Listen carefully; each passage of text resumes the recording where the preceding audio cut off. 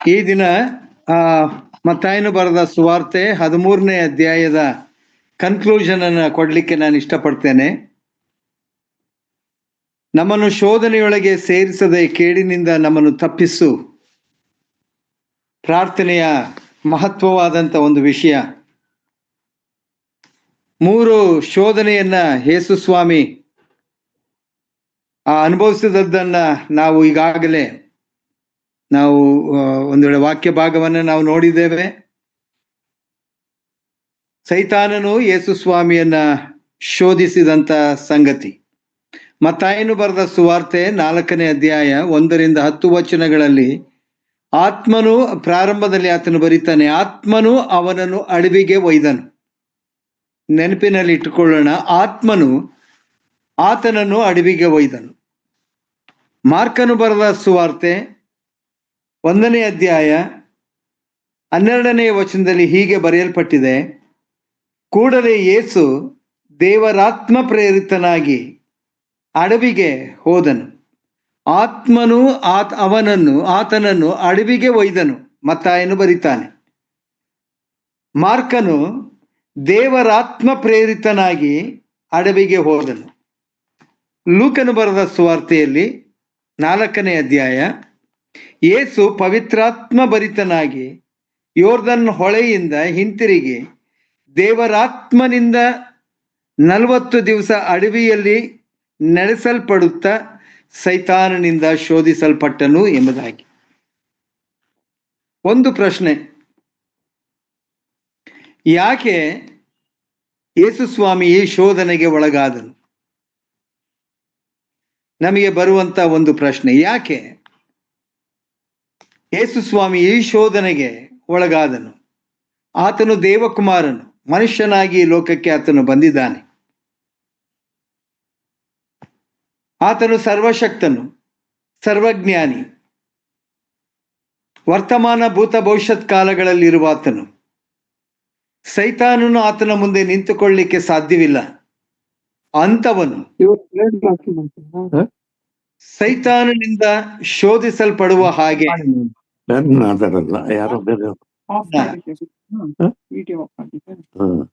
Mute ಮಾಡ್ಕೊಡ್ರಿ ಮಾತಾಡುವಂತವರು.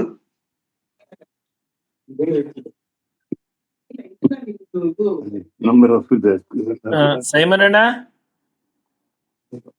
Franklin Jayaraj brother, ದಯವಿಟ್ಟು mute ಮಾಡಿ brother.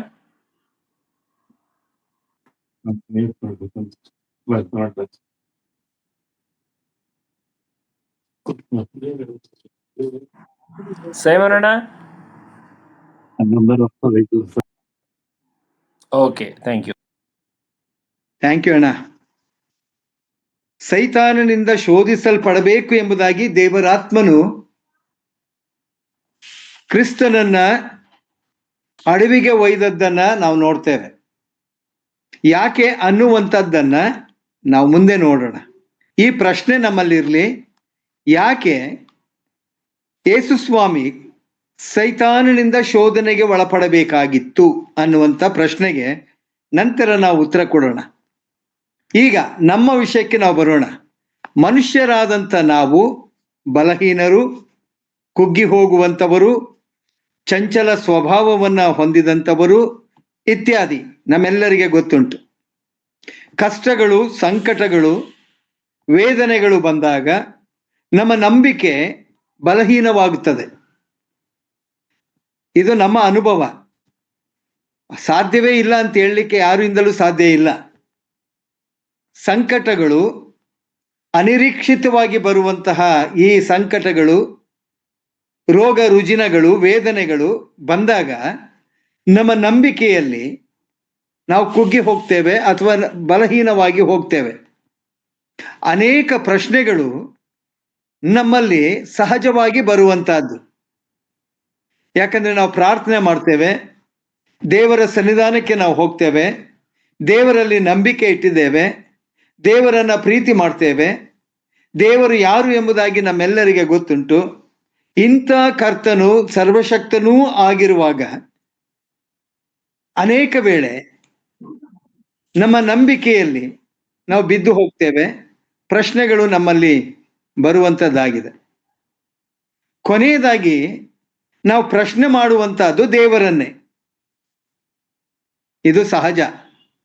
ನಾವು ಪ್ರಶ್ನೆ ಮಾಡುವಂತಹದ್ದು ದೇವರನ್ನೇ. ದೇವರಲ್ಲಿ ನಂಬಿಕೆ ಇಟ್ಟಂತ ನಾವು ದೇವರಲ್ಲೇ ನಾವು ಸಂಶಯ ಪಡುವಂತವ್ರು ನಾವಾಗಿರ್ತೇವೆ. ಯಾವಾಗ? ಶೋಧನೆಗೆ ಒಳಗಾದಾಗ, ಬಾಧೆಗೆ ಒಳಗಾದಾಗ, ಸಂಕಷ್ಟಕ್ಕೆ ಒಳಗಾದಾಗ ಮನುಷ್ಯರಾದಂಥ ನಾವು, ಬಲಹೀನರಾದಂಥ ನಾವು ಈ ರೀತಿಯಾಗಿ ವರ್ತಿಸುವಂತಹದ್ದು ನಮ್ಮ ಅನುಭವಕ್ಕೆ ಬಂದಿದೆ. ಅನೇಕ ವೇಳೆ ನಾವೂ ಸಹ ಆ ರೀತಿಯಾಗಿ ವರ್ತಿಸಿದಂಥವರು ಆಗಿರ್ತೇವೆ. ಇದಕ್ಕೆ ಒಂದು ಸ್ಪಷ್ಟವಾದಂಥ ಒಂದು ಉದಾಹರಣೆಯನ್ನ ಸತ್ಯವೇದದಲ್ಲಿ ನಾವು ನೋಡೋಣ. ಕೀರ್ತನೆಗಳ ಪುಸ್ತಕ 78ನೇ ಅಧ್ಯಾಯ. ಇಡೀ ಅಧ್ಯಾಯ ನಾವು ಓದುವಾಗ ಸಹಜವಾಗಿ ನಮ್ಗೆಲ್ಲವೂ ಗೊತ್ತಾಗ್ತದೆ. ಆದರೆ ನಾನು 12ರಿಂದ 16ನೇ ಒಂದು ಪ್ಯಾರಾಗ್ರಾಫ್ ಇದೆ. 78 ಅನೇಕ ಪ್ಯಾರಾಗ್ರಾಫ್ ಅಲ್ಲಿ 12ರಿಂದ 16ನೇ ವಚನದವರೆಗೆ ಐಗುಪ್ತ ದೇಶದಿಂದ ಬಿಡುಗಡೆಯನ್ನ ಹೊಂದಿದಂತ ತನ್ನ ಜನಾಂಗಕ್ಕೆ ದೇವರು ಮಾಡಿದಂತ ಕಾರ್ಯ ಇದು ನಮ್ಮೆಲ್ಲರಿಗೆ ಪರಿಚಯ ಉಂಟು. ಆದ್ರಿಂದ ನಾನು ಇದನ್ನ ತುಂಬಾ ಎಕ್ಸ್ಪ್ಲೈನ್ ಮಾಡಲಿಕ್ಕೆ ನಾನು ಹೋಗುವುದಿಲ್ಲ. ಐಗುಪ್ತದಿಂದ ಅರಣ್ಯ ಪ್ರದೇಶದಲ್ಲಿ ಪ್ರಯಾಣ ಮಾಡುತ್ತಾ ಬಂದಂತ ತನ್ನ ಜನರನ್ನ ಯಾವ ರೀತಿಯಲ್ಲಿ ಆತನು ಸಂರಕ್ಷಿಸಿದ, ಪೋಷಿಸಿದ ಎಂಬುದಾಗಿ ನಮ್ಮೆಲ್ಲರಿಗೆ ಗೊತ್ತುಂಟು. 12ರಿಂದ 16ನೇ ವಚನದವರೆಗೆ ನಾವು ಅದನ್ನ ಓದುವಾಗ ದೇವರು ತನ್ನ ಜನಾಂಗಕ್ಕೆ ಮಾಡಿದಂತ ಕಾರ್ಯವನ್ನ ನಾವಿದರಲ್ಲಿ ಅಷ್ಟು ವಚನಗಳು ನಾವು ನೋಡುವಾಗ ಅಲ್ಲಿ ಬರೆಯಲ್ಪಟ್ಟಿದೆ. ಆದರೆ 18ನೇ ವಚನದಿಂದ ಈ 12ರಿಂದ 16 ಇದೆಯಲ್ಲ, ಅನುಭವಿಸಿದಂಥ ಜನಾಂಗ, ಕಣ್ಣಾರೆ ಕಂಡಂತ ಜನಾಂಗ, ದೇವರು ಮಾಡಿದಂಥ ಈ ಅದ್ಭುತ ಕಾರ್ಯಗಳನ್ನ ಸವಿದಂತಹ ಈ ಜನಾಂಗ ಈಗ 18ನೇ ವಚನಕ್ಕೆ ಬರುವಾಗ ಅವರು ಇಷ್ಟ ಭೋಜನವನ್ನು ಕೇಳಿಕೊಳ್ಳುವಲ್ಲಿ ಸಂಶಯಾತ್ಮರಾಗಿ ದೇವರನ್ನ ಪರೀಕ್ಷಿಸಿದರು. ಇಷ್ಟೆಲ್ಲ ಕೊಟ್ಟಂತ ದೇವರನ್ನ ಅವರು ಪರೀಕ್ಷೆ ಮಾಡ್ತಾರೆ. ಪ್ರಿಯರೇ, ಈಗಾಗಲೇ ನಾನು ಒಂದು ಪೀಠಿಕೆಯನ್ನ ಹಾಕಿದ್ದೇನೆ. ಮನುಷ್ಯರ ಸ್ಥಿತಿಯನ್ನ ನಾನೊಂದು ಪೀಠಿಕೆಯಾಗಿ ನಾನು ನಿಮ್ಮ ಮುಂದೆ ಹಂಚಿಕೊಂಡಿದ್ದೇನೆ. ಬಲಹೀನರು, ಸಂಕಷ್ಟದಲ್ಲಿ ಬಂದಾಗ ಸಂಶಯ ಪಡುವಂಥವರು, ದೇವರಲ್ಲಿ ನಂಬಿಕೆ ಇಟ್ಟಂತ ನಾವು ದೇವರನ್ನೇ ಪ್ರಶ್ನೆ ಮಾಡುವಂಥವರು. ಹೀಗೆ ಇದೇ ಸಂಗತಿ ಒಂದು ವೇಳೆ ಇಸ್ರಾಯೇಲರಲ್ಲಿ ಇದ್ದಂತ ಅದೇ ಸಂಗತಿ ನನ್ನಲ್ಲಿ, ನಮ್ಮಲ್ಲಿ ಇದೆ. ಈಗ ಇಷ್ಟ ಭೋಜನ ನೋಡ್ರಿ, ದೇವರು ಅವರನ್ನ ಬಿಡುಗಡೆ ಮಾಡಿ ಕರೆತಂದಾಗ ಅನೇಕ ಸಂಗತಿಗಳನ್ನ ಮೋಶೆಯ ಬಳಿಯಲ್ಲಿ ಕೇಳಿಕೊಳ್ತಾರೆ. ಅವರು ತಿನ್ನುತ್ತಿದ್ದಂತ ಆಹಾರಗಳು, ಐಗುಪ್ತ ದೇಶದಲ್ಲಿ ಅವರು ತಿನ್ನುತ್ತಿದ್ದಂತ ಆಹಾರಗಳು, ಒಂದು ವೇಳೆ ಅದು ಅರಣ್ಯ ಪ್ರದೇಶದಲ್ಲಿ ಸಿಕ್ಕದೇ ಇರುವಾಗ ಅವರು ಮಾಡ್ತಿದ್ದದ್ದು ಒಂದೇ, ಮೋಶೆಯ ವಿರುದ್ಧವಾಗಿಯೂ ಆರೋನನ ವಿರುದ್ಧವಾಗಿಯೂ ದೇವರ ವಿರುದ್ಧವಾಗಿ ಗೊಣಗೊಟ್ಟುವಂತಹದ್ದು ಅವರ ಸಂಗತಿ.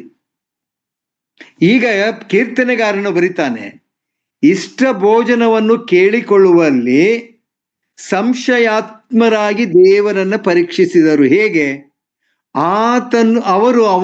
ಆತನಿಗೆ ವಿರೋಧವಾಗಿ ಅಂದದ್ದೇನೆಂದರೆ ಏನ್ ಕೇಳಿದ್ರು ಅನ್ನುವಂಥದ್ದನ್ನ ಆತನು ಬರಿತಾನೆ. ದೇವರು ಅರಣ್ಯದಲ್ಲಿ ಊಟಕ್ಕೆ ಬಡಿಸಬಲ್ಲನೋ? ಆ ದೇವರು ಯಾರು ಎಂಬುದಾಗಿ ಇಸ್ರಾಯೇಲರಿಗೆ ಚೆನ್ನಾಗಿ ಗೊತ್ತುಂಟು ಪ್ರಿಯರೇ. ಅವರು ಐಗುಪ್ತ ದೇಶದಿಂದ ಬಿಡುಗಡೆಯನ್ನ ಹೊಂದಿ ಬರುವಾಗ ಆತನು ಮಾಡಿದಂತ ಎಲ್ಲ ಅದ್ಭುತ ಕಾರ್ಯಗಳನ್ನ ಕಣ್ಣಾರೆ ಕಂಡಂತವರು. ಅವರು ಹೀಗೆ ಕೇಳ್ತಾರೆ, ಈ ದೇವರು ಅರಣ್ಯದಲ್ಲಿ ಊಟಕ್ಕೆ ಆತನು ಬಡಿಸಬಲ್ಲನೋ? ಎರಡನೇದಾಗಿ, ಆತನು ರೊಟ್ಟಿಯನ್ನು ಕೊಡ ಶಕ್ತನೋ? ಮೂರನೇದಾಗಿ, ಮಾಂಸವನ್ನು, ತನ್ನ ಜನರಿಗೆ ಮಾಂಸವನ್ನು ಒದಗಿಸುವನೋ? ಒಂದು ಸಂಶಯ, ಕೊಡ್ಲಿಕ್ಕೆ ಸಾಧ್ಯವೋ? ಹಾಗಾದ್ರೆ ನಮಗಿದೆಲ್ಲ ಬೇಕು. ನಾನು ಶೋಧನೆ ಎಂಬುದಾಗಿ ಹೇಳೋದಿಲ್ಲ ಇದನ್ನ.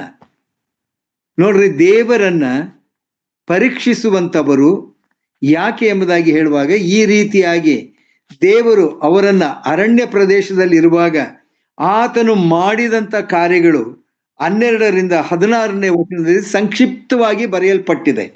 ಇಂಥ ದೇವರ ಬಗ್ಗೆ ಅವರಿಗೆ ಬರುವಂತ ಸಂಶಯಗಳು, ದೈಹಿಕವಾದಂತ, ಶಾರೀರಿಕವಾದಂತ ಅಗತ್ಯಗಳು ಪೂರೈಸಬಲ್ಲನೋ ಎಂಬುದಾಗಿ.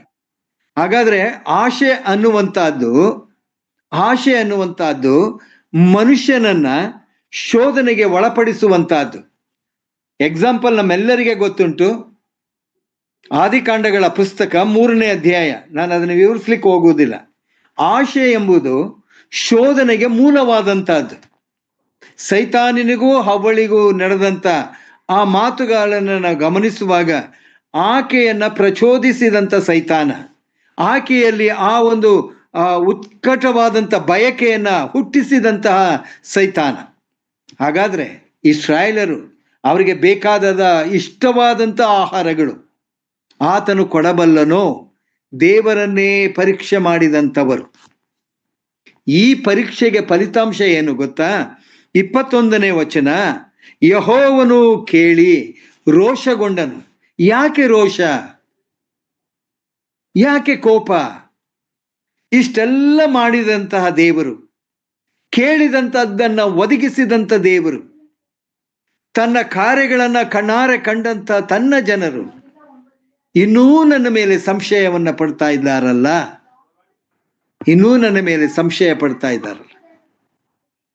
ತಮ್ಮ ಶಾರೀರಿಕವಾದಂತ ಅಗತ್ಯಗಳಿಗಾಗಿ ನನ್ನ ವಿರುದ್ಧವಾಗಿ ಮಾತಾಡ್ತಾ ಇದ್ದಾರಲ್ಲ. ನೋಡ್ರಿ, ಅವರು ದೇವರಲ್ಲಿ ಭರವಸೆ ಬಿಡದೆಯೂ, ಈ ಪಾಯಿಂಟ್ ನಮಗೆ ಬಹಳ ಮುಖ್ಯ ಪ್ರಿಯರೇ.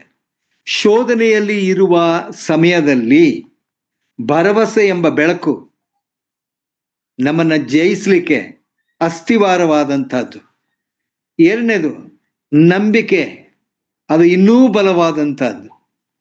ಈ ಎರಡು ಸಂಗತಿಗಳು ಒಬ್ಬ ವಿಶ್ವಾಸಿಯ ಜೀವಿತದಲ್ಲಿ ಇರುವುದಾದರೆ ಆತನ ಎಂಥ ಶೋಧನೆ ಬಂದಾಗ್ಯೂ ಜಯಿಸುವಂತ ಧೈರ್ಯ ಆತನಲ್ಲಿರ್ತದೆ. ಒಂದು ನಂಬಿಕೆ, ಎರಡು ಭರವಸೆ. ನೋಡ್ರಿ, ಆತನು ಹೇಳ್ತಾನೆ, ಅವರು ದೇವರಲ್ಲಿ ಭರವಸೆ ಬಿಡದೆಯೂ ಆತನ ರಕ್ಷಣೆಯನ್ನು ನಂಬದೆಯೂ ಹೋದದ್ದರಿಂದ ಆತನಿಗೆ ಇಸ್ರಾಯೇಲರ ಮೇಲೆ ಕೋಪ ಉಂಟಾಯಿತು. ತನ್ನ ಮೇಲೆ ಭರವಸೆ ಇಲ್ಲದೆ ಇರುವಂಥವರು 400 ವರ್ಷಗಳು ಐಗುಪ್ತ ದೇಶದಲ್ಲಿದ್ದಂಥ ಈ ಜನರನ್ನ ಮೋಶೆಯ ಮುಖಾಂತರ ಆತನು ಬಿಡಿಸಿದಾಗ, ಬಿಡಿಸುವ ಮೊದಲು ಆ ಐಗುಪ್ತ ದೇಶದಲ್ಲಿ ನಡೆಸಿದಂತ ಅದ್ಭುತ ಕಾರ್ಯಗಳನ್ನ ಕಣ್ಣಾರೆ ಕಂಡಂಥವರು, ಆತನಲ್ಲಿ ಭರವಸೆ ಇಟ್ಟಂಥವರು, ಆ ಭರವಸೆ ಏನಾಯ್ತೋ ಗೊತ್ತಿಲ್ಲ, ಆ ನಂಬಿಕೆ ಏನಾಯ್ತೋ ಗೊತ್ತಿಲ್ಲ, ಆತನ ವಿರುದ್ಧವಾಗಿ ಗುಣಗುಟ್ಟಿದಂಥದ್ದನ್ನು ನಾವು ಕಾಣ್ತೇವೆ ಪ್ರಿಯರೇ. ಇದಕ್ಕೆ ಪೂರಕವಾಗಿ ವಿಮೋಚನ ಕಾಂಡ 16ನೇ ಅಧ್ಯಾಯ 1ರಿಂದ 3 ವಚನಗಳನ್ನ ನಾವು ಹೀಗೆ ಓದ್ತೇವೆ. ವಿಮೋಚನ ಕಾಂಡ 16ನೇ ಅಧ್ಯಾಯ 1ರಿಂದ 3 ವಚನಗಳು. ಇಸ್ರಾಯೇಲರ ಸಮೂಹವೆಲ್ಲ ಏಲಿಮಿನಿಂದ ಹೊರಟ ಮೇಲೆ ಅವರು ಐಗುಪ್ತ ದೇಶವನ್ನು ಬಿಟ್ಟು 2ನೇ ತಿಂಗಳಲ್ಲಿ 15ನೆಯ ದಿನದಲ್ಲಿ ಏಲಿಮಿಗೂ ಸಿನಾಯ್ ಬೆಟ್ಟಕ್ಕೂ ನಡುವೆ ಇರುವ ಸೀನೆಂಬ ಅರಣ್ಯಕ್ಕೆ ಬಂದರು. ಅರಣ್ಯದಲ್ಲಿ ಇಸ್ರಾಯೇಲರ ಸಮೂಹವೆಲ್ಲ ಮೋಶೆ ಆರೋರನ ಮೇಲೆ ಗೊಣಗುಟ್ಟಿ ಅವರಿಗೆ, ಈ ಸಮೂಹವನ್ನೆಲ್ಲ ಹಸಿವೆಯಿಂದ ಸಾಯಿಸಬೇಕೆಂದು ನೀವು ಈ ಅರಣ್ಯದೊಳಗೆ ನಮ್ಮನ್ನು ಕರ್ಕೊಂಡು ಬಂದಿರಷ್ಟೆ. ಸಾಯಿಸಬೇಕೆಂಬುದಾಗಿಯೇ ನೀವು ನಮ್ಮನ್ನು ಕರ್ಕೊಂಡು ಬಂದಿದ್ದೀರಿ. ಇದಕ್ಕಿಂತಲೂ ನಿಷ್ಠೂರವಾದಂಥ ಮಾತು ಯಾವುದೂ ಇಲ್ಲ. ನಿಮ್ಮ ಉದ್ದೇಶ ನಮ್ಮನ್ನು ಈ ಅರಣ್ಯ ಪ್ರದೇಶದಲ್ಲಿ ಸಾಯಿಸಬೇಕು ಅನ್ನುವಂಥದ್ದು.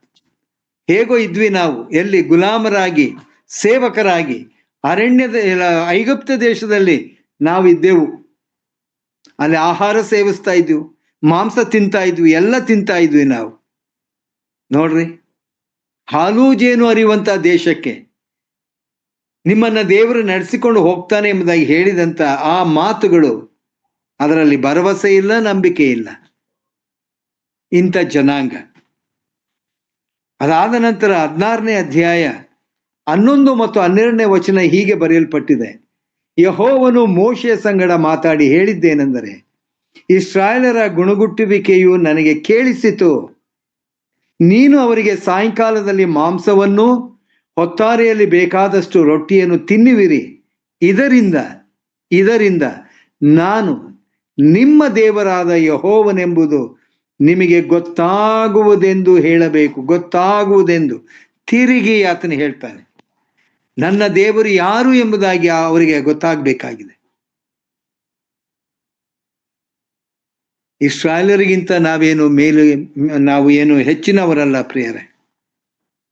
78ನೇ ಅಧ್ಯಾಯಕ್ಕೆ ನಾವು ಬರುವಾಗ, ಅಥವಾ ವಿಮೋಚನಾ ಕಾಂಡ ಈ ಪುಸ್ತಕವನ್ನು ನಾವು ಓದುವಾಗ, ಯಾವ ರೀತಿಯಲ್ಲಿ ದೇವರಿಗೆ ಅವರು ಗುಣಗುಟ್ಟಿದರು, ದೇವರಿಗೆ ವಿರುದ್ಧವಾದಂಥ ರೀತಿಯಲ್ಲಿ ಅವರು ಮಾತಾಡ್ತಾ ಬಂದರು ಎಂಬುದಾಗಿ ನಮ್ಮೆಲ್ಲರಿಗೆ ಗೊತ್ತುಂಟು. ನಾವೇನು ಅವರಿಗಿಂತ ಹೆಚ್ಚಿನವರಲ್ಲ. ನಾವು ಅದೇ ಇಸ್ರಾಯೇಲರ ಹಾಗೆಯೇ ಗುಣಗುಟ್ಟುವಂಥವರು, ದೇವರನ್ನ ಪ್ರಶ್ನೆ ಮಾಡುವಂಥವರು. ನಮ್ಮ ಸ್ವಭಾವ ಅವರಂತೆಯೇ. ನಮ್ಮ ಬಲಹೀನತೆ, ನಮ್ಮ ಪ್ರಕೃತಿಯನ್ನ ಬಲ್ಲಂತ ದೇವರು ನನಗೆ ಹೇಳುವಂತ ಮಾತು, ಹೆದರಬೇಡ. ಆ ಹೆದರಬೇಡ ಎಂಬ ಮಾತು ನಮ್ಮ ಕಿವಿಗೆ ಬೀಳೋದಿಲ್ವೋ ಗೊತ್ತಿಲ್ಲ. ಹಾಗಾದ್ರೆ ಶೋಧನೆಯಲ್ಲಿ ನಮಗೆ ಧೈರ್ಯಪಡಿಸುವಂತ, ಆದರಣೆಯನ್ನು ನೀಡುವಂತ ಕರ್ತನ ಮಾತುಗಳನ್ನು ನಾವು ಕೇಳುವಂತವರಾಗಿರೋಣ. ಅನೇಕ ವೇಳೆ ನಾವೇನಾಗಿದ್ದೇವೆ ಅನ್ನುವಂಥದ್ದು ನಮ್ಮ ಕರ್ತನಿಗೆ ಗೊತ್ತುಂಟು. ವಿಮೋಚನಾ ಕಾಂಡ 16ನೇ ಅಧ್ಯಾಯ 11 ಮತ್ತು 12ರಲ್ಲಿ ನಾನು ಅವರಿಗೆ ಮಾಂಸ ಕೊಡ್ತೇನೆ, ದೇವರು ಹೇಳುವಂತ ಮಾತು. ಅವರಿಗೆ ಮನ್ನವನ್ನ ಕೊಡ್ತೇನೆ, ಆದರೆ ನಾನು ಯಾರು ಎಂಬುದು ಅವರಿಗೆ ಗೊತ್ತಾಗಬೇಕು. ಪ್ರಿಯರೇ, ನಮಗೆ ಗೊತ್ತುಂಟಲ್ವಾ? ನಮ್ಮ ದೇವರು ಯಾರು ಎಂಬುದಾಗಿ ನಮಗೆ ಗೊತ್ತುಂಟಲ್ವಾ? ಮರೆಯಕ್ಕೆ ಸಾಧ್ಯವೇ ಇಲ್ಲ. ಪ್ರತಿದಿನ ನಮ್ಮನ್ನು ನೋಡುವಂತವನು. ಕೀರ್ತನೆಗಾರನು ಬರಿತಾನೆ, ಅನುದಿನವೂ ನಮ್ಮ ಭಾರವನ್ನ ಹೊರುವ ಕರ್ತನಿಗೆ ಸ್ತೋತ್ರವಾಗಲಿ. ಅನುದಿನವೂ ನಮ್ಮ ಭಾರ. ಯಾರು ಹೊತ್ಕೋತಾರೆ ನಮ್ಮ ಭಾರವನ್ನ? ಯಾವ ಮಕ್ಕಳು ಹೊತ್ತುಕೊಳ್ಳುವುದಿಲ್ಲ, ಯಾವ ನೆರೆಹೊರೆಯವರು ಹೊತ್ತುಕೊಳ್ಳುವುದಿಲ್ಲ, ಯಾವ ಸಂಬಂಧಿಕರು ಹೊತ್ತುಕೊಳ್ಳುವುದಿಲ್ಲ. ಅನುದಿನ ಪ್ರತಿ ಕ್ಷಣ ನಮ್ಮ ಭಾರವನ್ನ ಹೊತ್ತುಕೊಳ್ಳುವಂಥವನು ನಮ್ಮ ದೇವರು. ಎಷ್ಟು ಭರವಸೆ ಇಟ್ಟಿದ್ದೇವೆ, ಎಷ್ಟು ನಂಬಿಕೆ ಇಟ್ಟಿದ್ದೇವೆ ನನ್ನ ಕರ್ತನ ಮೇಲೆ. ನಾವು ಏನಾಗಿದ್ದೇವೆ ಅನ್ನುವುದಕ್ಕಿಂತ ಮುಂದೆ ನಮ್ಮ ಜೀವಿತದಲ್ಲಿ ಶೋಧನೆಗೆ ಒಳಗಾಗುವಾಗ ನಾವು ಏನಾಗಬೇಕು ಎಂಬುದಾಗಿ ದೇವರ ವಾಕ್ಯ ನಮಗೆ ಸ್ಪಷ್ಟವಾಗಿ ತೋರಿಸ್ತದೆ ಪ್ರಿಯರೇ. ಈ ವಾಕ್ಯಗಳನ್ನು ನಮ್ಮ ನೆನಪಿಗೆ ತಂದುಕೊಂಡು ಕರ್ತನಲ್ಲಿ ದೃಢವಾದಂಥ ಜೀವಿತದಲ್ಲಿ ನಾವು ಇರುವುದಾದರೆ ನಾವೆಲ್ಲವನ್ನ ಜಯಿಸ್ಲಿಕ್ಕೆ ಕರ್ತನು ನಮಗೆ ಆ ಒಂದು ಶಕ್ತಿಯನ್ನ ಆತನು ಕೊಡ್ತಾನೆ. ನಂಬರ್ 1, ಯಾವ ಮಾತುಗಳು ನಮ್ಮನ್ನು ಧೈರ್ಯಗೊಳಿಸ್ತದೆ, ಯಾವ ಮಾತುಗಳು ನನ್ನನ್ನ ಕ್ರಿಸ್ತ ನಂಬಿಕೆಯಲ್ಲಿ ದೃಢವಾಗಿ ನಿಲ್ಲಿಸ್ತದೆ. ನಂಬರ್ 1, 1 ಕೊರಿಂಥ 9ನೇ ಅಧ್ಯಾಯ 1 ಕೊರಿಂಥ 9ನೇ ಅಧ್ಯಾಯ 13ನೇ ವಚನ ಓದಿಕೊಳ್ಳೋಣ.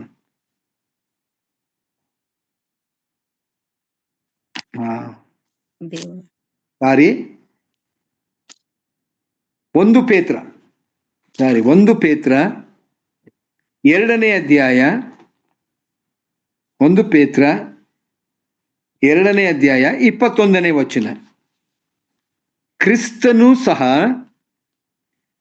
ನಿಮಗೋಸ್ಕರ ಬಾಧೆಯನ್ನ ಅನುಭವಿಸಿ ನೀವು ತನ್ನ ಹೆಜ್ಜೆ ಜಾಡಿನಲ್ಲಿ ನಡೆಯಬೇಕೆಂದು ಮಾದರಿಯನ್ನ ತೋರಿಸಿ ಹೋದನು.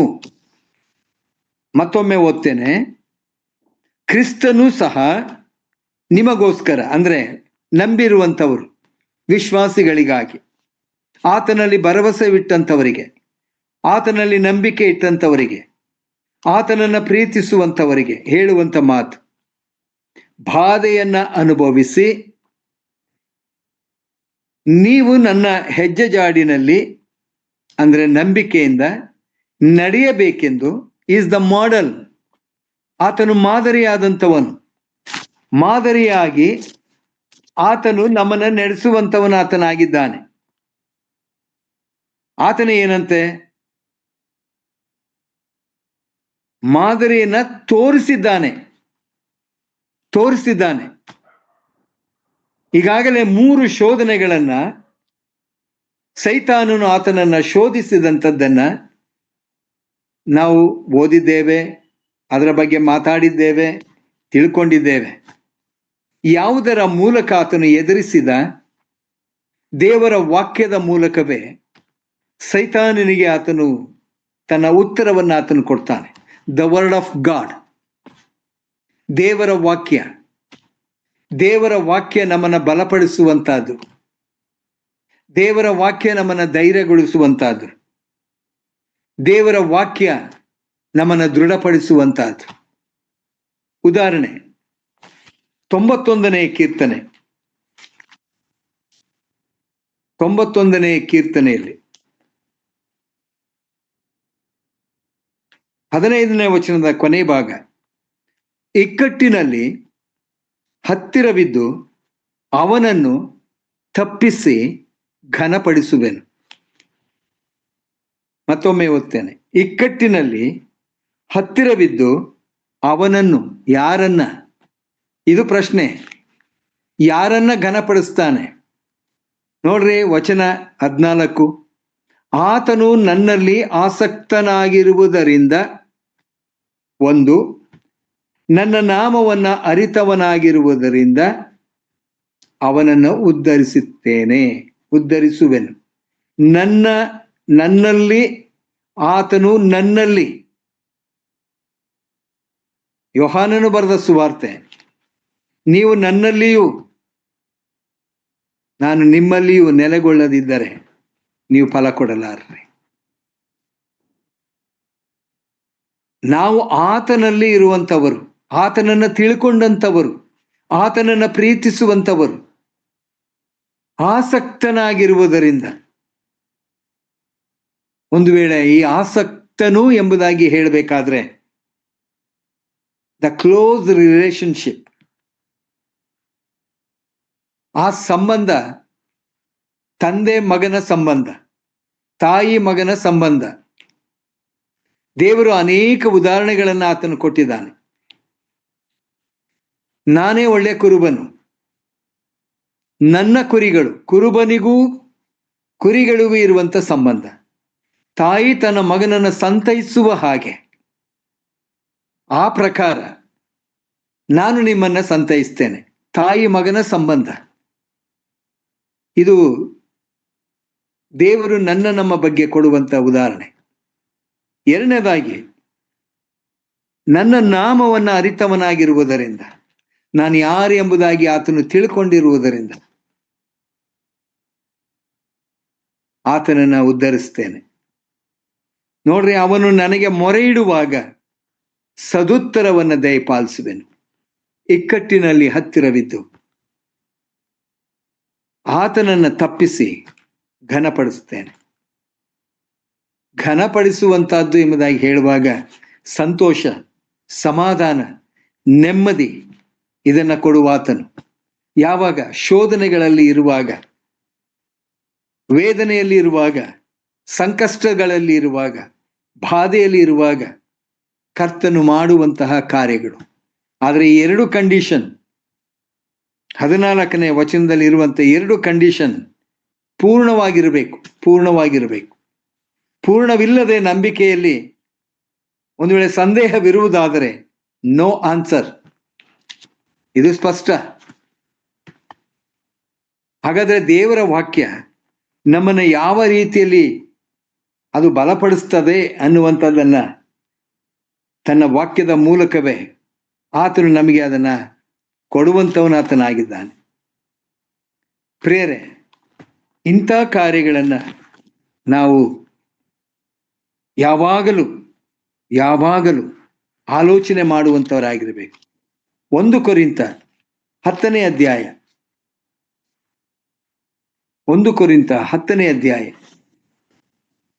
13ನೇ ವಚನಕ್ಕೆ ಬರುವಾಗ 2ನೇ ಸಂಗತಿ, ಮನುಷ್ಯರು ಸಹಿಸಬಹುದಾದ ಶೋಧನೆಯೇ ಹೊರತು ಬೇರೆ ಯಾವುದು ನಿಮಗೆ ಸಂಭವಿಸುವುದಿಲ್ಲ ಅನ್ನುವಂಥ ಮಾತು. ಮನುಷ್ಯರು, ದ ಕಾಮನ್, ಮನುಷ್ಯರು ಸಹಿಸಬಹುದಾದ ಶೋಧನೆ. ನಮ್ಮ ಅನುಭವಕ್ಕೆ ಅನೇಕ ಆಲೋಚನೆಗಳು ಬರ್ತವೆ. ನಮ್ಮ ಶೋಧನೆಗಳು ನಮ್ಮ ಅನುಭವವನ್ನ ಪುಸ್ತಕದ ಹಾಗೆ ತೆರೆದಿಡ್ತವೆ. ಸಹಿಸಬಹುದಾದ ಶೋಧನೆ, ಕಷ್ಟಕರವಾದಂಥ ಶೋಧನೆ ಅಲ್ಲ, ಸಹಿಸಿಕೊಳ್ಳುವಂಥ ಶೋಧನೆ ಹೊರತು ಬೇರೆ ಯಾವುದು ನಿಮಗೆ ಸಂಭವಿಸಲಿಲ್ಲ. ಆ ರೀತಿಯಾಗಿ ನಾನು ಕೊಡುವುದೂ ಇಲ್ಲ ಎಂಬುದಾಗಿ ದೇವರು ಹೇಳುವಂಥ ಮಾತು. 1, ಯಾಕೆ ಅನ್ನುವುದಕ್ಕೆ 1, ದೇವರು ನಂಬಿಗಸ್ತನು. ಹೇಳಿದಂಥ ಮಾತನ್ನ ನೆರವೇರಿಸುವಂಥವನು ನಮ್ಮ ದೇವರು. ನಂಬಿಗಸ್ತನು, ನಂಬಿಕೆಗೆ ಅರ್ಹನಾದಂಥ ನಮ್ಮ ದೇವರು. 2ನೇದಾಗಿ, ನಮ್ಮ ಶಕ್ತಿಯನ್ನ ಬಲ್ಲವನು, ನಮ್ಮ ಪ್ರಕೃತಿಯನ್ನ ಬಲ್ಲಂಥವನು. ನಮ್ಮ ಶಕ್ತಿ ಎಂಬುದಾಗಿ ಹೇಳುವಾಗ ಅನೇಕ ಆಲೋಚನೆಗಳು ಬರ್ತವೆ. ಇದು ನನ್ನ ಅನಿಸಿಕೆ. ಒಂದು ವೇಳೆ ನಮ್ಮ ಶಕ್ತಿ, ಒಂದು ವೇಳೆ ದೈಹಿಕವಾದ ಶಕ್ತಿ, ಆರ್ಥಿಕವಾದಂಥ ಶಕ್ತಿ, ಅಥವಾ ಇನ್ನೂ ಬೇರೆ ಬೇರೆ ರೀತಿಯಾದಂಥ ಆ ಶಕ್ತಿಗಳು ಸಹಾಯಕ್ಕೆ ಬೇರೆಯವರು ಬರುವ ಹಾಗೆ, ನನ್ನ ಆರ್ಥಿಕ ಪರಿಸ್ಥಿತಿ ಏನಾಗಿರ್ತದೋ ಗೊತ್ತಿಲ್ಲ, ದೇಹ ಸಹಿಸಿಕೊಳ್ತದೋ ಇಲ್ವೋ ಗೊತ್ತಿಲ್ಲ, ನಮ್ಮ ಶಕ್ತಿಯನ್ನ ಬಲ್ಲಂಥ ದೇವರು. ನಾನು ಅದಕ್ಕೆ ಈ ಪದವನ್ನು ಉಪಯೋಗಿಸಿದೆ. ನಮ್ಮ ಪ್ರಕೃತಿಯನ್ನ ಬಲ್ಲಂಥ ದೇವರು, ನಮ್ಮ ಸ್ಥಿತಿಗತಿಗಳನ್ನ ಬಲ್ಲಂಥ ದೇವರು. ಇವತ್ತು ಆಸ್ಪತ್ರೆಗೆ ಹೋದ್ರೆ ಒಂದು ವೇಳೆ ಆ ಆಸ್ಪತ್ರೆಯ ಪರಿಸ್ಥಿತಿ ಹೇಗಿದೆ ಅನ್ನುವಂಥದ್ದು ನಮ್ಮೆಲ್ಲರಿಗೆ ಗೊತ್ತುಂಟು. ಡಾಕ್ಟರ್ ನೋಡ್ಬೇಕು ಅಂತಂದ್ರೆ 1000 ಚಿಲ್ಲರೆ. ಅವ್ರು ಬರೀತಾರಲ್ಲ ಟೆಸ್ಟಿಂಗು, ಆ ಟೆಸ್ಟಿಂಗ್ ಮಾಡಿ ಮುಗಿಸೋಷ್ಟ್ರಲ್ಲಿ ಆಗೋಯ್ತು ನಮ್ಮ ಕತೆ. ಒಂದು ವೇಳೆ ಏನಾದ್ರೂ ಆಪರೇಷನ್ ಮಾಡಬೇಕು ಅಂದ್ರೆ ಇನ್ನೂ ಮುಗಿದೋಯ್ತು ನಮ್ಮ ಕತೆ. ಮೊದಲನೇ ಮಾತು ಏನು ಹೇಳ್ತದೆ? ಸಹಿಸಬಹುದಾದಂಥ ಶೋಧನೆಯೇ ಹೊರತು ಇನ್ಯಾವುದು ಅಲ್ಲ ಅನ್ನುವಂಥ ಮಾತು. ದೇವರು ಇಲ್ಲಿಯವರೆಗೆ ಆ ರೀತಿಯಾಗಿ ನಮ್ಮನ್ನ ನಡೆಸುತ್ತಾ ಬಂದಂಥ ದೇವರು. ಅನೇಕ ಆಲೋಚನೆಗಳು, ಅನುಭವಗಳು ಉಂಟು ನಮಗೆ. ಪ್ರಿಯರೇ, ನಿಮ್ಮಲ್ಲಿ ಒಂದು ವಿಷಯವನ್ನ ಹಂಚಿಕೊಳ್ಬೇಕಾಗಿದೆ ನಾನು. ಈ ಶೋಧನೆಯ ಬಗ್ಗೆ ನಮ್ಮ ಅಕ್ಕನ ಮಗನು ಕಳೆದ ತಿಂಗಳಲ್ಲಿ ಆತನಿಗೆ ಶುಗರ್ ಜಾಸ್ತಿ ಆಗಿ ವೈದ್ಯರು ಆತನ ಪರೀಕ್ಷೆ ಮಾಡಿ ಅವರು ಹೇಳಿದಂತ ಒಂದು ಮಾತು, he is death on the bed ಅಂತ ಹೇಳಿದಂತ ಮಾತು. He is death on the bed, ಹಾಸಿಗೆ ಮೇಲಿರುವಂಥವನು ಸತ್ತ ಹಾಗೆ ಎಂಬುದಾಗಿ ಒಂದು ಸ್ಟೇಟ್ಮೆಂಟ್ ಅನ್ನ ಕೊಟ್ರು. ನೀವು ನಂಬ್ತಿರೋ ಬಿಡ್ತಿರೋ, ಆತನ ಹೆಸರು ಆಲ್ಫ್ರೆಡ್ ಎಂಬುದಾಗಿ. ಆತನು ಹೇಳಿದಂತ ಮಾತು, ನನ್ನನ್ನ ಬದುಕಿಸುವಂಥವನು, ನನಗೆ ಉಸಿರು ಕೊಟ್ಟಂಥವನು ನನ್ನ ದೇವರು. ಬದುಕಿಸುವುದು ಆತನೇ, ಸಾಯಿಸುವುದು ಆತನೇ. ಆತನ ಕೈಗೆ ನಾನು ಒಪ್ಪಿಸಿಕೊಡ್ತೇನೆ. This is the faith. ಇದು ನಂಬಿಕೆ.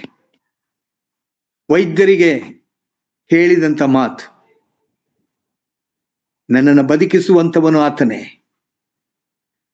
ನನ್ನನ್ನು ಸಾಯಿಸುವಂಥವನು ಆತನೇ. ಆತನ ಕೈಗೆ ಒಪ್ಪಿಸಿಕೊಡ್ತೇನೆ. ಅವನ ಬಲಗಾಲು ಮಂಡಿಯವರೆಗೆ ಆತನು ತೆಗೆದಿದ್ದಾರೆ. ಈ ಸ್ಟಿಲ್ ಅಲೈವ್.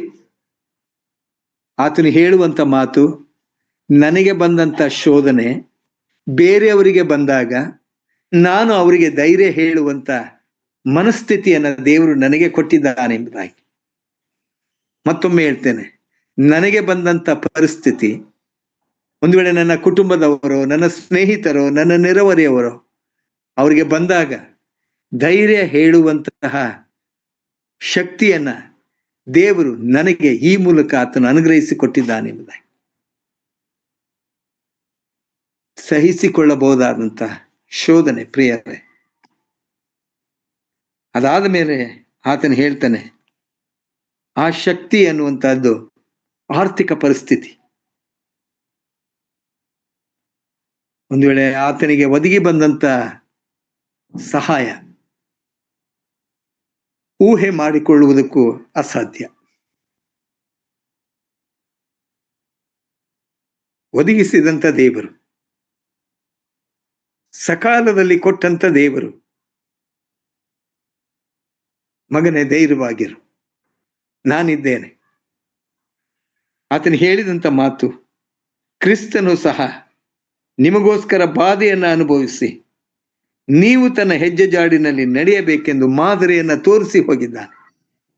ಆ ಮಾದರಿಯನ್ನ ಅನುಸರಿಸುವಾಗ ನನಗೆ ಬೇಕಾದಂತ ಎಲ್ಲ ಅನುಕೂಲತೆಗಳನ್ನ ಮಾಡಿಕೊಡುವಂತ ದೇವರು ಶೋಧನೆಯ ಸಮಯದಲ್ಲಿ 4 ಶೋಧನೆಯಿಂದ ತಪ್ಪಿಸಿಕೊಳ್ಳುವ ಮಾರ್ಗವನ್ನು ಸಿದ್ಧ ಮಾಡುವವನು ಆಗಿದ್ದಾನೆ. What A wonderful god we have. ಆ ಮಾರ್ಗವನ್ನ ಯಾವುದಾದ್ರೂ ಒಂದು ರೀತಿಯಲ್ಲಿ ಆತನು ಕೊಡುವಂತವನು ಆತನಾಗಿದ್ದಾನೆ, ಆಶ್ಚರ್ಯಕರವಾದಂತ ರೀತಿಯಲ್ಲಿ. ನಮ್ಮ ಸಭೆಯಲ್ಲಿ ನಮ್ಮ ಸಹೋದರರು ಒಬ್ರು ಇದ್ದಾರೆ. ಅವರನ್ನ ಐಸಿಯುಗೆ ಕರ್ಕೊಂಡು ಹೋಗುವ ಮೊದಲು ಅವ್ರು ಕೇಳಿದಂತ ಒಂದು ಮಾತು, ಪ್ರಾರ್ಥನೆ ಮಾಡುವುದಕ್ಕಿಂತ ಮೊದಲು ಅವ್ರು ಹೇಳಿದಂತ ಒಂದು ಮಾತು, ಬ್ರದರ್ ನಾನು ಹಿಂತಿರುಗಿ ಬರ್ತೇನಾ? ಅವರ ಪ್ರಶ್ನೆ, ನಾನು ಹಿಂತಿರುಗಿ ಬರ್ತೇನಾ? ನಾವಲ್ಲಿ ಅಷ್ಟು ಜನ ಇದ್ದೆವು. ಪ್ರಾರ್ಥನೆ ಮಾಡಿ ಅವ್ರಿಗೆ ಹೇಳಿದೆವು, ನಮ್ಮ ದೇವರು ಸರ್ವಶಕ್ತನು, ಆತನು ನಿಮ್ಮನ್ನ ಹಿಂತಿರುಗಿ ಬರುವಂತೆ ಮಾಡ್ತಾನೆ. ಎಸ್, ದೇವರು ಅವರನ್ನ ಹಿಂತಿರುಗಿ ಬರುವಂತೆ ಮಾಡಿದ. ಅನೇಕ ಅವರ ಕುಟುಂಬದವರು ಸಹಾಯದ ಹಸ್ತವನ್ನ ಚಾಚಿದವರು, ಸಭೆ ಅವರಿಗೆ ಸಹಾಯವನ್ನ ಕೊಟ್ಟಂತದ್ದು. ನೆನೆಸದ ರೀತಿಯಲ್ಲಿ 2 ಆಪರೇಷನ್ಗಳು ಅವ್ರಿಗಾಗಿದೆ. ತಪ್ಪಿಸಿಕೊಳ್ಳುವಂತ ಮಾರ್ಗವನ್ನ ದೇವರು ಆತನು ಅನುಗ್ರಹಿಸಿಕೊಡುವಂತ, ಇದು ನಮ್ಮ ಸಹಜವಾದಂತ ಜೀವಿತದಲ್ಲಿ ಆಗುವಂತ ಸಂಗತಿಗಳು. ನಮ್ಮ ಈ CBFC ಗ್ರೂಪ್ ಅಲ್ಲಿಯೂ ಅನೇಕರು ಈ ಅನುಭವವನ್ನ ಹೊಂದಿರಬಹುದೇನು. ಎಂತ ಅದ್ಭುತನಾದಂಥ ದೇವರು. ಈ ಎಲ್ಲ ಮಾತುಗಳು, ಈ ಕಾರ್ಯಗಳು ನಮ್ಮನ್ನ ಬಲಪಡಿಸುವಂತದ್ದಾಗಿದೆ ಪ್ರಿಯರೇ. 3ನೇದಾಗಿ ಇಬ್ರಿಯರಿಗೆ ಬರೆದ ಪತ್ರಿಕೆ 2ನೇ ಅಧ್ಯಾಯ 18ನೇ ವಚನ. ಇಬ್ರಿಯ 2:18. ತಾನೇ ಶೋಧಿಸಲ್ಪಟ್ಟು ಬಾಧೆಯನ್ನ ಅನುಭವಿಸಿರುವುದರಿಂದ ಶೋಧಿಸಲ್ಪಡುವವರಿಗೆ ಸಹಾಯ ಮಾಡುವುದಕ್ಕೆ ಶಕ್ತನಾಗಿದ್ದಾನೆ. ನಾನು ನೆನೆಸ್ತೇನೆ ಪ್ರಿಯರೇ, ಕಣ್ಣೀರಿಂದ ಪ್ರಾರ್ಥಿಸುವಂತವರು, ಕರ್ತನ ಸನ್ನಿಧಾನದಲ್ಲಿ ಕೂತು ಬೇಡಿಕೊಳ್ಳುವಂತವರಿಗೆ ಸದುತ್ತರವನ್ನ ಕೊಡುವಾತನು ಆತನೇ. ವೈದ್ಯರು ಏನೇ ಹೇಳಿರಲಿ, ಅಥವಾ ನಮ್ಮ ಸಂಕಷ್ಟಗಳು ಏನೇ ಇರಲಿ, ನಮ್ಮ ಬಾಧೆಗಳು ಏನೇ ಇರಲಿ, ನಮ್ಮ ವೇದನೆಗಳು ಏನೇ ಇರಲಿ, ಆತನು ನಮಗೆ ಸಹಾಯಕನಾಗಿದ್ದಾನೆ. ಯಾಕೆ ಎಂಬುದಾಗಿ ಹೇಳುವಾಗ, ತಾನೇ ಶೋಧಿಸಲ್ಪಟ್ಟು ಬಾಧೆಯನ್ನು ಅನುಭವಿಸಿರುವುದರಿಂದ ಶೋಧಿಸಲ್ಪಡುವವರಿಗೆ ಸಹಾಯ ಮಾಡುವುದಕ್ಕೆ ಶಕ್ತನಾಗಿದ್ದಾನೆ. He is the Almighty God. ಶಕ್ತನಾಗಿದ್ದಾನೆ ಎಂಬುದಾಗಿ ಹೇಳುವಾಗ ಅಸಾಧ್ಯವಾದದ್ದು ಯಾವುದೂ ಇಲ್ಲ ಎಂಬ ಒಂದು ಪದ. ಆತನಿಗೆ ಅಸಾಧ್ಯವಾದದ್ದು ಯಾವುದೂ ಇಲ್ಲ. ಎಲ್ಲವನ್ನ ಸಾಧ್ಯ ಮಾಡಿಕೊಡುವಂತ ದೇವರು ಆತನಾಗಿದ್ದಾನೆ. ಇಕ್ಕಟ್ಟಿನಲ್ಲಿ ಮೊರೆ ಇಡಿರಿ, ಹತ್ತಿರವಾಗಿಯೇ ಇದ್ದೇನೆ. ಇದು ಆತನ ಮಾತುಗಳು, ಆತನ ವಾಗ್ದಾನ. ಆತನು ನಂಬಿಗಸ್ತನಾದಂಥ ದೇವರು. ಭಯಪಡಬೇಡ್ರಿ. ಯುಗದ ಸಮಾಪ್ತಿ ಎಲ್ಲಾ ದಿವಸಗಳು ನಾನು ನಿಮ್ಮ ಸಂಗಡ ಇರ್ತೇನೆ ಎಂಬುದಾಗಿ ಮಾತು ಕೊಟ್ಟಂತವನು. ಕೊನೆಯದಾಗಿ ಪ್ರಿಯರೇ, ಇದೇ ಇಬ್ರಿಯರಿಗೆ ಬರೆದ ಪತ್ರಿಕೆ 4ನೇ ಅಧ್ಯಾಯ 15ನೇ ವಚನ. ಯಾಕಂದರೆ ನಮಗಿರುವ ಮಹಾಯಾಜಕನು ನಮ್ಮ ನಿರ್ಬಲಾವಸ್ಥೆಯನ್ನ ಕುರಿತು ಅನುತಾಪವಿಲ್ಲದವನಲ್ಲ.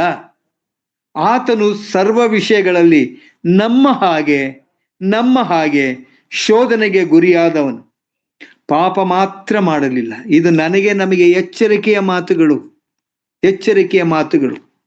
ಇಸ್ರಾಯೇಲರಿಗೆ ದೇವರು ಹೇಳಿದಂತ ಮಾತು, ಹಾಲು ಜೇನು ಹರಿಯುವಂತ ದೇಶಕ್ಕೆ ನಿಮ್ಮನ್ನು ನಡೆಸಿಕೊಂಡು ಹೋಗ್ತೇನೆ.